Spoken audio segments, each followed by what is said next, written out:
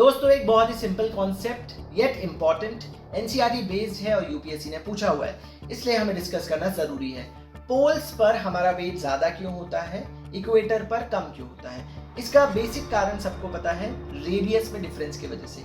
Equator bulged होता है, हमारी अर्थ की शेप कुछ ऐसी है जिसके वजह से सेंटर से इक्वेटर की दूरी ज्यादा है, यानी रेडियस ज्यादा है। रेडियस ज्यादा होने की वजह से एक्सेलरेशन ड्यू टू ग्रेविटी कम हो जाती है, यानी उसका इंपैक्ट कम हो जाता है।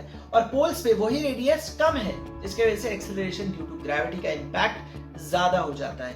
इसके अलावा एक और कारण है जो हम सबके लिए जानना बहुत जरूरी है, वो है रोटेशन ऑफ अर्थ। अर्थ जब घूमता है, रोटेट करता है, तो हर एक रोटेटिंग बॉडी के ऊपर जैसे एक फोर्स लगता है, फोर्स का नाम है सेंट्रीफ्यूगल फोर्स, जो कि एक आउटवर्ड फोर्स है, और ग्रेविटी एक अर्थ की तरफ खींचने वाला फोर्स है। दोनों एक दूसरे के ऑपोजिट है, तो इक्वेटर पे ये फोर्स लगता है ज्यादा, जिसकी वजह से वो ग्रेविटी को, एक्सेलरेशन ड्यू टू ग्रेविटी को और ज्यादा कैंसिल आउट करता है।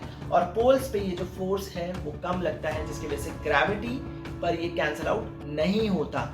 ये एक और कारण है जिसकी वजह से पोल्स पर वेट ज्यादा होता है।